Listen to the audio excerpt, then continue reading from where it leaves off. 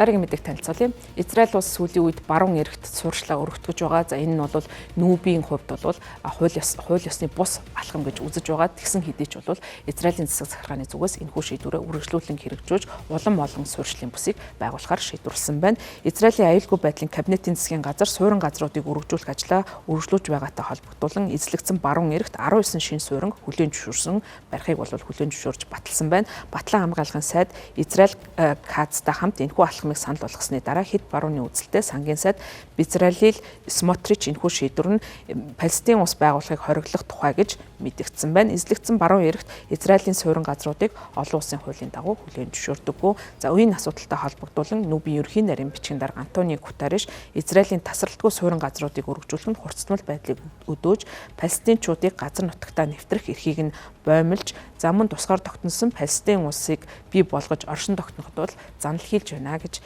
мэдэгдсэн. За 2023 оны 10 дугаар сард Газын зурвасын дайн эхэлснээс хойш эзлэгдсэн баруун эрэгт хүчирхийлэл улам бүр нэмэгдэж байгаа. Суурин газруудыг өргөжүүлж байгаа нь Израилийн эзэн түрэмгийллийг бэхжүүлж хоёр улс байгуулах гэсэн нүүбээс болон бусад орнуудаас санал болгож байгаа шийдлийг цаашид алдагдуулж болзошгүй гэсэн болгоомжлыг улам бүр нэмэгдүүлж байна. За ер нь бол энэ бүс нутагт хоёр улс байгуулах, за нэг нь бол Израиль Палестин гэсэн ийм хоёр улс байгуулах боломжтой гэсэн шийдэл нь бол 1967 оны Араб Израилийн дайны өмнөх үедээ зүүн исламын нийслэл болгосон баруун эрэг болон Газын зурвасад Палестины улс байгуулахыг хэлж байгаа юм.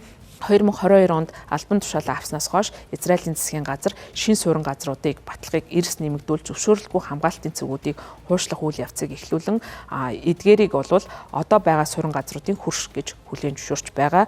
За хамгийн сүүлийн шийдвэр нь сүүлийн 3 жилийн хугацаанд батлагдсан суурин газруудын тоог нийтдээ 69 болгож нэмэгдүүлж байгаа гэдгийг сангийн сайд Безалель Смотрич мэдэгдсэн байна. За нүүбийн зүгээс суурин газрыг өргөжүүлж байгаа нь 2017 оноос хойш хамгийн өндөр түвшинд хүрсэн гэж мэдэгдснээс хэд хоногийн дараа эдгээр зөвшөөрлийг гаргах шийдвэрийг Израилийн засгийн газар гаргаж байгаа юм. За хамгийн сүүлд гэх юм бол хүлээн зөвшөөрөгдсөн газрууд дотор бараг 20 жилийн өмнө татан буугдсан Ганим Кадим нэртэй хоёр суурин дахин байгуулахаар зөвшөөрсөн явдал болж байна. Мөн 5 дугаар сард Израиль эзлэгдсэн баруун эрэгт 22 шин суурин барихыг зөвшөөрсөн хэдэн 10 жилийн хугацаанд хамгийн өргөн хэмжээнд энэхүү суурин газрыг өргөжүүлж байгаа явдал болж байна. За Израилийн засгийн газар 8 дугаар сард Иерусалим болон Малин Абдум суурингийн хооронд орших Е1 төсөл нэртэй ийм газарт нийтдээ 3000 гаруй байшин барих төлөвлөгөөг батлаж хэрэгжүүлж байгаа. За энэ мэдээж олон улсын эсэргүүцэлтэй тулгамдж байгаа. За гэсэн хэдий ч тухайн үед бол сангийн сайдын зүгээс уг төлөвлөгөөнд Палестин улсыг